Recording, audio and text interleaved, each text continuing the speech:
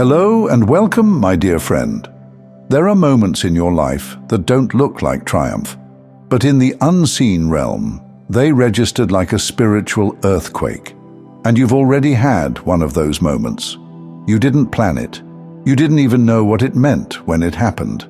But it sent a ripple through the heavens, a shockwave, and it broke something open that was supposed to stay locked for generations.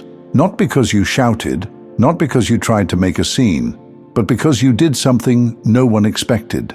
Not even the ones watching you spiritually. You chose what hadn't been chosen in your bloodline before. You responded to pain in a way that didn't repeat the pattern. You walked away from what your past was still calling home. And that, dear one, that changed the entire arrangement. You see, most people think that spiritual cycles are broken with dramatic gestures. But the truth? Heaven doesn't always move when you're loud. Heaven moves when you're aligned. And something you did, quietly, courageously, possibly with trembling hands, was so aligned with truth that it shattered spiritual agreements that were never yours to carry in the first place. Let me make this personal. You were never supposed to live in that kind of emotional torment. That guilt, that shame, that quiet punishment in your thoughts, that wasn't discipline. It was a generational lie dressed up like a lesson. And when you stopped agreeing with it, even internally, it was like the spiritual contract expired right then and there. You didn't just heal yourself. You disarmed something that had ruled over your entire lineage. And even though you felt it inside, you have to fully own it within before the outside can reflect it. Here's the part that no one tells you. There are spiritual patterns that have existed for so long, even heaven allows them to run their course unless someone interrupts them with purity. Not performance, not perfection, just purity. And that's what you did. You made a decision, or maybe it was just a pause, where you chose love over ego, stillness over revenge, boundaries over begging, and it was unseen by most, but not by God. Heaven saw you pause before retaliating. Heaven saw you whisper a prayer when you could have chosen pettiness. Heaven saw you walk away without needing to win, and that is the move that made heaven shift the system for you.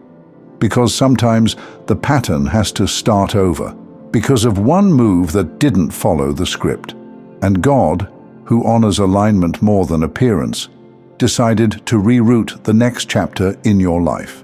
Yes, that one moment, that one soul-level decision rearranged what was scheduled, because what you did sent a signal through the spirit that you were ready for more than just survival. You were ready for spiritual authority, not just freedom for yourself, but the kind of freedom that makes you a door for others. You thought you were just surviving a storm, but you were rewriting the forecast for everyone after you. This is the kind of divine shift that doesn't just reward you with comfort, it upgrades your access. And here's something wild. There were rules in place, not punishment, just divine rhythms, spiritual laws, and generational echo patterns that repeat until someone does something different. And you did exactly that. When heaven saw it, God said, "Make an exception. Start the blessing early. We have a new leader in the bloodline." That's not favoritism, that's divine trust. Because it's not that you were better, it's that you were available. It's that you were aware enough to not numb out. It's that you didn't use your pain to justify harming others. It's that you stayed open when it would have been easier to shut down. You held the line with no one cheering, and heaven kept score when nobody else did. So now, the systems that once delayed you are being dismantled. The patterns that once pulled you backward are now looking for somewhere else to land. Because you're no longer available for the repetition, you're not under it, you're above it. And the moment you chose not to repeat it, something ancestral broke. Let that sink in. The things your parents apologized for but couldn't stop. The wounds your grandparents tried to normalize.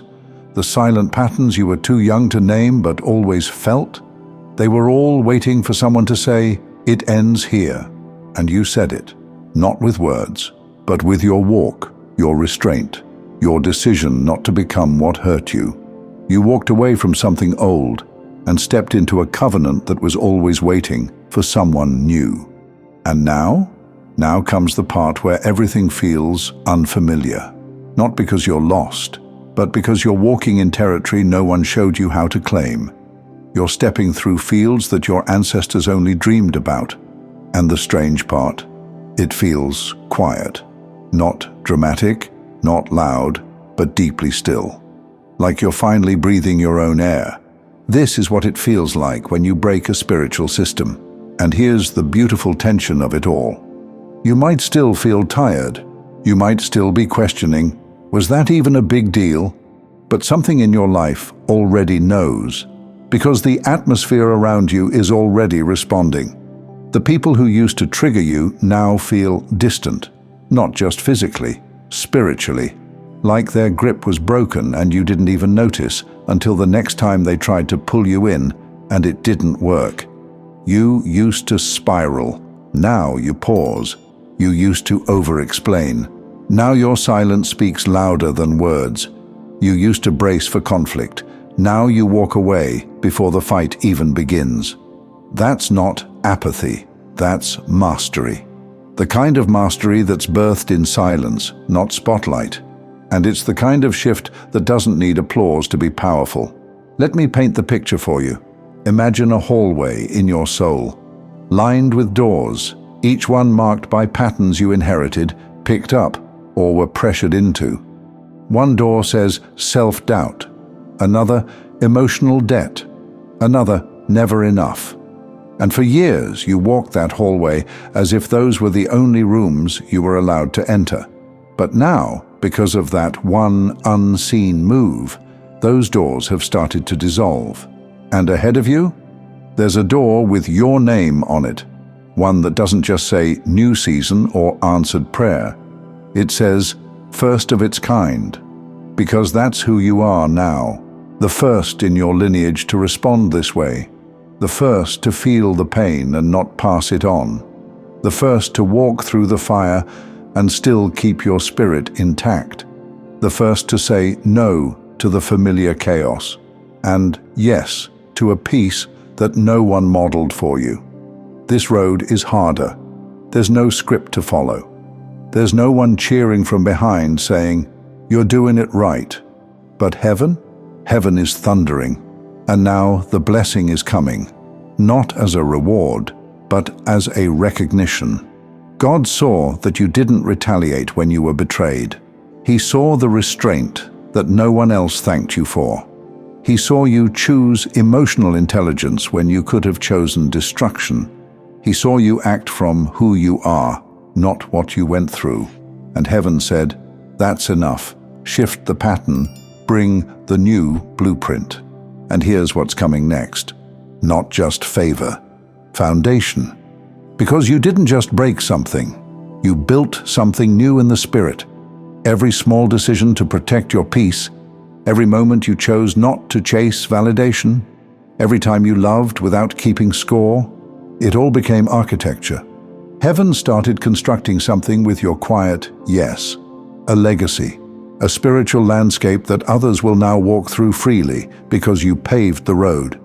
Your life is now echoing in realms you cannot see, not as noise, as permission. You're the reason someone else will feel safe to choose differently. You're the evidence that another way is possible.